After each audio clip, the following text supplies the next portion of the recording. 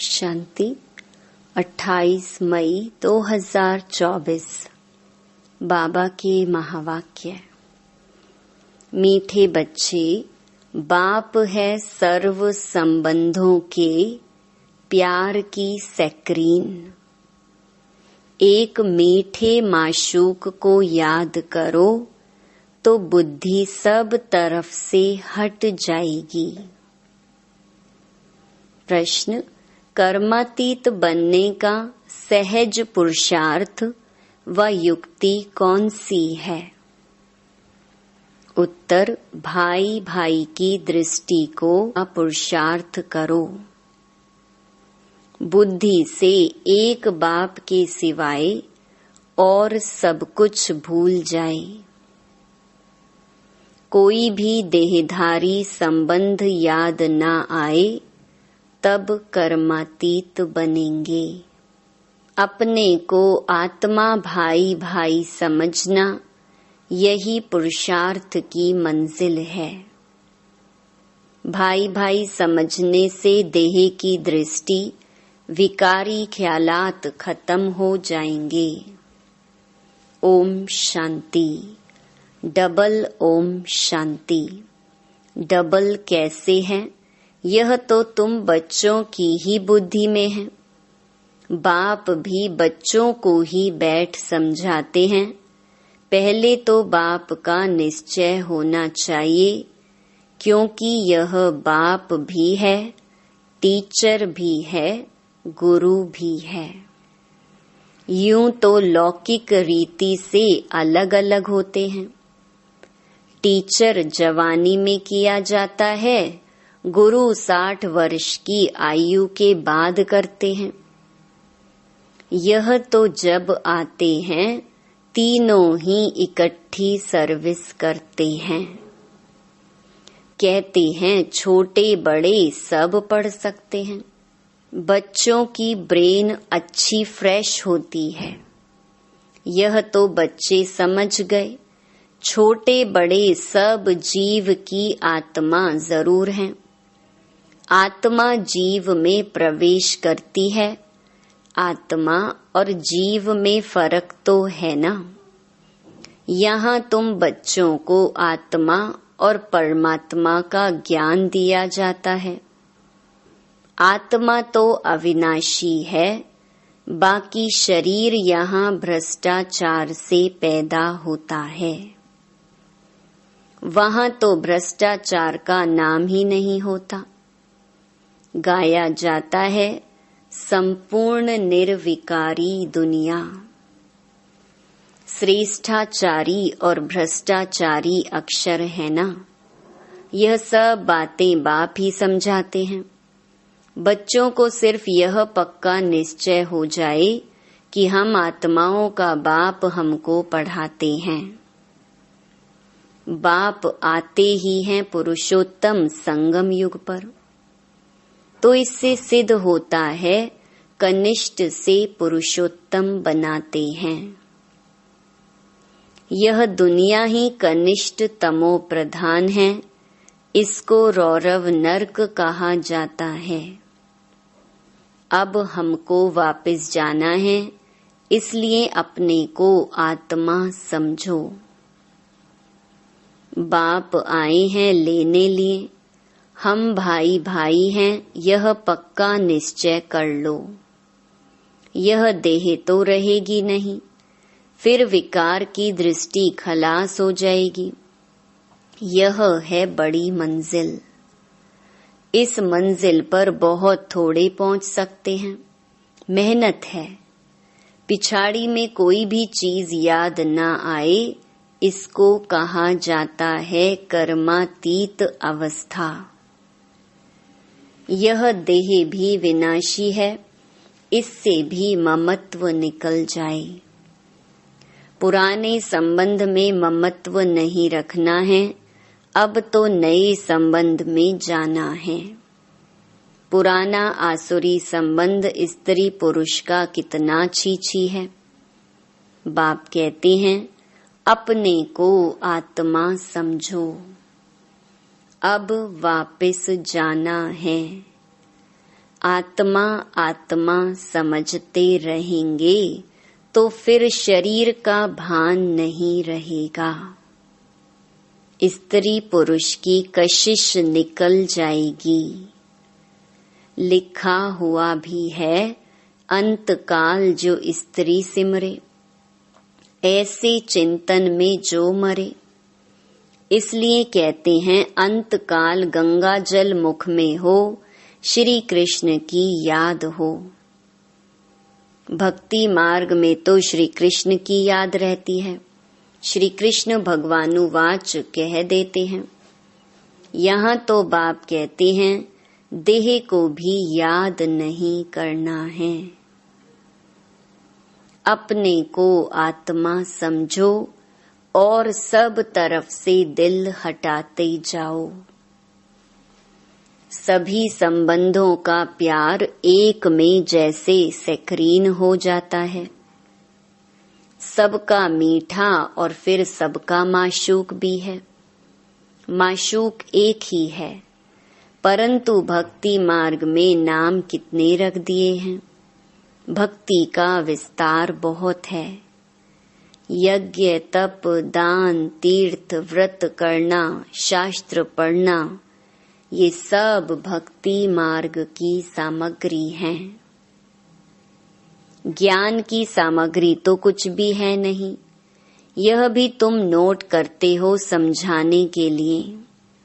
बाकी तुम्हारे कागज आदि कुछ भी रहेंगे नहीं। बाप समझाते हैं, बच्चे तुम शांति धाम से आए थे, शांत ही थे।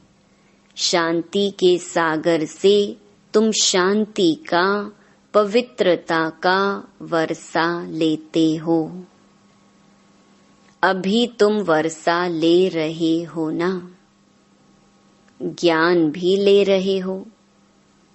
स्टेटस सामने खड़ा है, यह ज्ञान सिवाय बाप के और कोई दे ना सके। यह है रूहानी ज्ञान। रूहानी बाप एक ही बार आते हैं रूहानी ज्ञान देने लिए। उनको कहते भी हैं पतित पावन। सुबह को बच्चों को बैठ ड्रिल कराते हैं। वास्तव में इसको ड्रिल भी नहीं कहा जाए। बाप सिर्फ कहते हैं, बच्चे अपने को आत्मा समझ मुझे याद करो। कितना सहज है। तुम आत्मा हो ना। कहाँ से आए हो? परम धाम से। ऐसे और कोई भी पूछेंगे नहीं। पारलौकिक बाप ही बच्चों से पूछते हैं, बच्चों परम धाम से आए हो ना?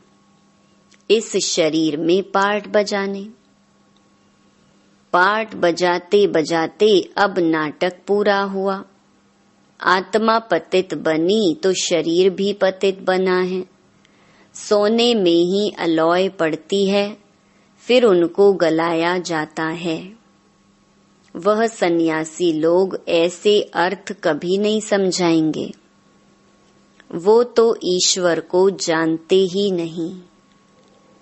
बाप से योग रखो, यह मानते ही नहीं। बाप जो सिखलाते हैं वह और कोई सिखला न सके। इसमें तो प्रैक्टिकल में मेहनत करनी होती है। बाप तो कितना सहज करके समझाते हैं। गाते भी हैं, पतित पावन है, सर्वशक्तिमान है, उसे ही श्री श्री कहा जाता है। और श्री कहा जाता है देवताओं को। उनको शोभता है।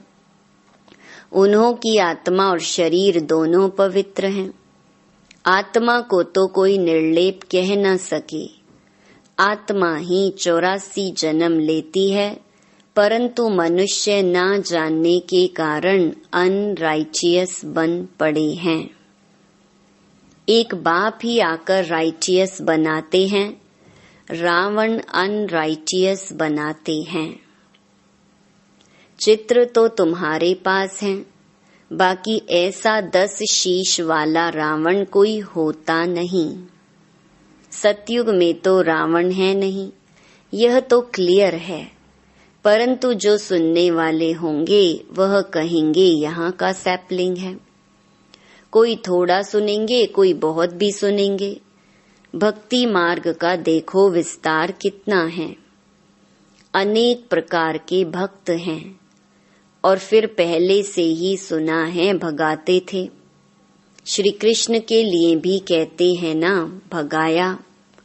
फिर ऐसे श्री कृष्ण को प्यार क्यों करते हैं, पूजते क्यों हैं? तो बाप बैठ समझाते हैं, श्री कृष्ण तो फर्स्ट प्रिंस है। वह तो कितना बुद्धिमान होगा। सारे विश्व का मालिक क्या कम बुद्धिमान होगा? वहां उन्हों को वजीर आदि होते नहीं, राय लेने की दरकार नहीं। राय लेकर तो संपूर्ण बना है, फिर राय क्या लेंगे? तुमको आधा कल्प कोई की राय नहीं लेनी होती है। स्वर्ग और नर्क का नाम भी सुना है, यह तो स्वर्ग हो ना सके। पत्थर बुद्धि हैं जो समझते हैं यहाँ हमको धन है, महल आदि सब हैं, यही स्वर्ग है। परंतु तुम जानते हो स्वर्ग तो है नई दुनिया। स्वर्ग में तो सब सदगति में होते हैं। स्वर्ग नर्क इकट्ठा थोड़े ही होगा। स्वर्ग किसको कहा जाता है, उसकी आयु कितनी है, यह सब बाप ने तुम्हें समझाया है। दुनिया तो एक ही है। नई को सतयुग, पुरानी को कलयुग कहा जाता है। अब भक्ति मार्ग खलास होना है। भक्ति के बाद चाहिए ज्ञान। सभी जीवात्माएं पाठ बजाते बजाते पतित बनी हैं। यह भी बाप ने समझाया है। तुम सुख जास्ती पाते हो। 3/4 है सुख, बाकी 1/4 है दुख। इसमें भी जब तमो प्रधान हो जाते हैं तब दुख जास्ती होता है। आधा आधा हो तो मजा ही कैसे हो? मजा तब है जबकि स्वर्ग में दुख का नाम निशान नहीं रहता। तब तो स्वर्ग को सब याद करते हैं। नई दुनिया और पुरानी दुनिया का यह बेहद का खेल है, जिसको कोई जान नहीं सकता। बाप भारतवासियों को ही समझाते हैं। बाकी जो सब हैं वह आधा कल्प में ही आते हैं। आधा कल्प में हो सिर्फ तुम सूर्यवंशी, चंद्रवंशी। तुम पवित्र रहते हो इसलिए तुम्हारी आयु बड़ी रहती है और दुनिया भी नई है। वहां एवरीथिंग न्यू है। अनाज, पानी, धरनी आदि सब नया। आगे चलकर तुम बच्चों को सब साक्षात्कार कराते रहेंगे कि ऐसे ऐसे होगा। शुरू में भी हुए, फिर पिछाड़ी में भी होने चाहिए। नजदीक आएंगे तो खुशी होती रहेगी। मनुष्य बाहर देश से अपने देश में आते हैं तो खुशी होती है ना। कोई बाहर में कहाँ मरते हैं तो उनको एरोप्लेन से भी अपने देश में ले आते हैं। सबसे फर्स्ट क्लास पवित्र ते पवित्र धरनी भारत है। भारत की महिमा को तुम बच्चों के सिवाय और कोई जानते ही नहीं। वंडर ऑफ द वर्ल्ड है ना, उसका नाम है स्वर्ग। वह जो वंडर्स दिखाते हैं वह हैं सब नर्क के। कहाँ नर्क के वंडर्स, कहाँ स्वर्ग के। रात दिन का फर्क है। नर्क के वंडर्स भी बहुत मनुष्य देखने जाते हैं। कितने ढेर मंदिर हैं, वहां तो मंदिर होते नहीं, नेचुरल ब्यूटी रहती है। मनुष्य बहुत थोड़े होते हैं, सुगंध आदि की भी दरकार नहीं रहती है। हरेक को अपना अपना फर्स्ट क्लास बगीचा रहता है, फर्स्ट क्लास फूल होते हैं। वहाँ की तो हवा भी फर्स्ट क्लास होगी, गर्मी आदि कभी तंग नहीं करेगी। सदैव बाहरी मौसम रहेगा, अगरबत्ती की भी दरकार नहीं। स्वर्ग का तो नाम सुनते ही मुख पानी होता है। तुम कहेंगे ऐसे स्वर्ग में तो झट पहुँचे, क्योंकि तुम स्वर्ग को जानते हो, परंतु फिर दिल कहती है अभी तो हम बेहद के बाप के साथ हैं। बाप पढ़ाते हैं, ऐसा चांस फिर थोड़े ही मिलेगा। यहाँ मनुष्य मनुष्य को पढ़ाते हैं, वहाँ देवताएं देवताओं को पढ़ाएंगे। यहाँ तो बाप पढ़ाते हैं, रात दिन का फर्क है। कितनी खुशी होनी चाहिए। 84 जन्म भी तुमने लिए हैं। तुम ही वर्ल्ड की हिस्ट्री ज्योग्राफी को जानते हो कि हमने तो अनेक बार यह राज्य लिया, फिर रावण राज्य में आई। अब बाप कहते हैं तुम एक जन्म पवित्र बनो तो 21 जन्म तुम पावन बन जाएंगे। क्यों नहीं बनेंगे? परंतु माया ऐसी है, भाई बहन की भी दाल नहीं गलती, कच्चे रह जाते हैं। दाल गले तब जब अपने को आत्मा समझ भाई भाई समझो, देह का भान निकल जाए। यह है मेहनत। सहज भी बहुत है। कोई को कहेंगे बहुत डिफिकल्ट है तो उनकी दिल हट जाएगी, इसलिए इसका नाम ही है सहज याद। ज्ञान भी सहज है। 84 के चक्कर को जानना है, पहले पहले बाप का परिचय देना है। बाप की याद से ही आत्मा की जंक उड़ जाएगी और पवित्र दुनिया का वर्षा पाएंगे। पहले बाप को याद करो। भारत का प्राचीन योग ही कहते हैं, जिससे भारत को विश्व की बादशाही मिलती है। प्राचीन कितने वर्ष हुए? तो लाखों वर्ष कहते। तुम जानते हो 5000 वर्ष की बात है। वही राजयोग फिर से बाप सिखला रहे हैं, इसमें मूंझने की दरकार ही नहीं। पूछा जाता है तुम आत्माओं का निवास स्थान कहाँ है? तो कहेंगे हमारा निवास स्थान भ्रकुटी है। तो आत्मा को ही देखना पड़े। यह ज्ञान तुमको अभी मिलता है, फिर वहाँ ज्ञान की दरकार नहीं रहेगी। मुक्ति जीवन मुक्ति को पा लिया, खलास। मुक्ति वाले भी अपने समय पर जीवन मुक्ति में आकर सुख पाएंगे। सब जीवन मुक्ति में आते हैं वाया मुक्ति। यहाँ से जाएंगे शांति धाम और कोई दुनिया है नहीं।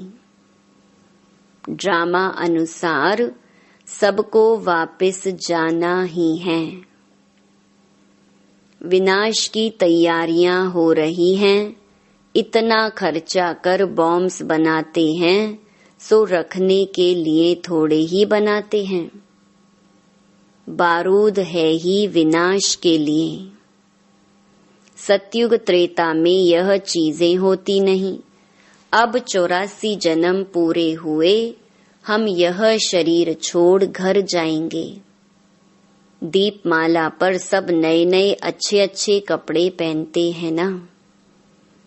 तुम आत्मा भी नई बनती हो। यह है बेहद की बात। आत्मा पवित्र बनने से शरीर भी फर्स्ट क्लास मिलता है। इस समय आर्टिफिशियल फैशन करते हैं, पाउडर आदि लगाकर खूबसूरत बन जाते हैं। वहाँ तो नेचुरल ब्यूटी होती है। आत्मा एवर ब्यूटीफुल बन जाती है, यह तो तुम समझते हो। स्कूल में सब एक जैसे नहीं होते। तुम भी पुरुषार्थ करते हो हम ऐसा लक्ष्मी नारायण बने। यह है तुम्हारा ईश्वरीय कुल। फिर होता है सूर्यवंशी चंद्रवंशी घराना।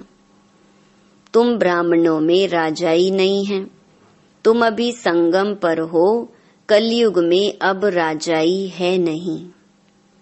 भल कोई राजाई रह भी जाती, नील तो कभी होती नहीं। अब तुम यह बनने लिए पुरुषार्थ कर रहे हो। देखेंगे हम आत्माएं भाई भाई हैं और वह है बाप। बाप कहते हैं एक दो को भाई भाई देखो। तीसरा नेत्र ज्ञान का तो मिला है। तुम आत्मा कहाँ निवास करती हो? आत्मा भाई पूछता है, आत्मा कहाँ रहती है? तो कहते हैं यहाँ भ्रकुटी में। यह तो कॉमन बात है, एक बाप के सिवाय कुछ भी याद ना आए। पिछाड़ी में तो शरीर भी ऐसे बाप की याद में छूटे, यह प्रैक्टिस पक्की करनी है। अच्छा, मीठे मीठे सिक्के लधे बच्चों प्रति मात पिता बाप दादा का याद प्यार और गुड मॉर्निंग। रूहानी बाप की रूहानी बच्चों को नमस्ते। धारणा के लिए मुख्य सार। पहला, सतयुग में फर्स्ट क्लास सुंदर शरीर प्राप्त करने के लिए अभी आत्मा को पावन बनाना है, कट उतार देनी है। आर्टिफिशियल फैशन नहीं करना है। दूसरा, एवर पवित्र बनने के लिए प्रैक्टिस करनी है कि एक बाप के सिवाय कुछ भी याद ना आए। यह देह भी भूली हुई हो। भाई भाई की दृष्टि नेचुरल पक्की हो। वरदान, शुभ भावना शुभ कामना के सहयोग से आत्माओं को परिवर्तन करने वाले सफलता संपन्न भव। जब किसी भी कार्य में सर्व ब्राह्मण बच्चे संगठित रूप में अपने मन की शुभ भावनाओं और शुभ कामनाओं का सहयोग देते हैं, तो इस सहयोग से वायुमंडल का किला बन जाता है, जो आत्माओं को परिवर्तन कर लेता है। जैसे 5 उंगलियों के सहयोग से कितना भी बड़ा कार्य सहज हो जाता है, ऐसे हरेक ब्राह्मण बच्चे का सहयोग सेवाओं में सफलता संपन्न बना देता है। सहयोग की रिजल्ट सफलता है। स्लोगन, कदम कदम में पद्मों की कमाई जमा करने वाला ही सबसे बड़ा धनवान है। ओम शांति।